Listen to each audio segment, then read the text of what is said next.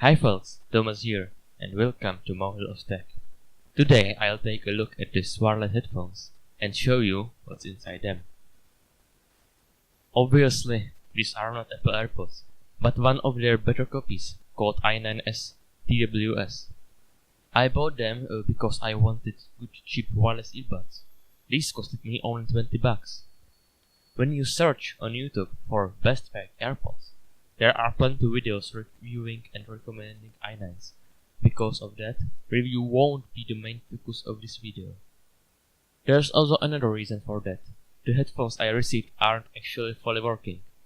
When I started using them, everything was fine until I realized that the left earbud doesn't charge at all and the right one only lasts few minutes before indicating low battery. But now I got my money back and didn't even have to return the headphones, so I can do some experiments. On to my opinions. These earphones pleasantly surprised me with their sound quality. The sound isn't obviously as good as that of bigger and pricier headphones like my favorite Cosporta Pro or the original AirPods which cost $159 including Apple tax. But the sound is clear, bass levels are reasonable for the size, and I don't have the feeling of hearing the music through metal pipe. They also fit pretty good in my ear. Size-wise, they should be as small as the original AirPods. Including the case, which, unlike with the cheaper models like i7S, has magnetic lid that holds the earphones on charging pins instead of using barrel jack. The case itself charges with micro USB. Its construction feels a little bit cheap, but it's sturdy enough to not fall apart in your pocket. The earbuds themselves also feel pretty solid. And here you can see the first obvious difference from AirPods: clicky buttons on the sides.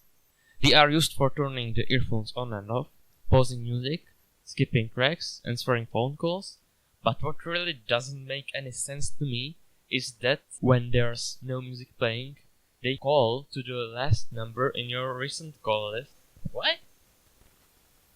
Furthermore, when calling, only one of the earbuds is active, but I don't care about this very much. What I however care about is the delay. It's common with cheap Bluetooth headsets, and i9s are unfortunately no exception. This makes them unusable for watching videos unless you have a method of syncing it with video in software. However, my biggest complaint about these earphones becomes obvious after turning them on. They start flashing red and blue, clearly saying that you have to connect to them to stop the slideshow. After that, they seemingly stop, but don't get fooled. They're blinking with extremely bright blue LEDs the whole time you're connected. And I don't really get why. It's really strange. That's the reason why I didn't order new ones after I got my money back. Okay, I actually spent more time reviewing this product than I originally wanted. I promised you Teardown. I need to get inside one of the earphones, hopefully before destroying it. Prying doesn't work. Maybe if I wiggle this separate portion a little bit. I can rotate it freely, but otherwise it holds together quite well. And yes, we can immediately see how tiny the actual speaker inside is. The battery is also quite small. The PCB is probably located inside the stick portion of the earbud. I need to remove this bottom piece to get it out. It looks like prying doesn't work again, maybe pushing onto the circuit board. And it popped out. I'll quickly make polarity mark in the case I'd be able to repair it later. The wires are unfortunately too short to get the whole PCB out. I would need to desolder them, but my soldering iron isn't in working state right now, so maybe later. And now, let's take a look at the charging case. I may start with prying, maybe I'll succeed now. Well, I did not. It seems that the better way is to grab inside of the case with round pliers and pull to the side until the inside clicks out of the outer shell. The battery is quite small in my opinion. They could have fitted a bit bigger one in here. There is no glue anywhere, I like it.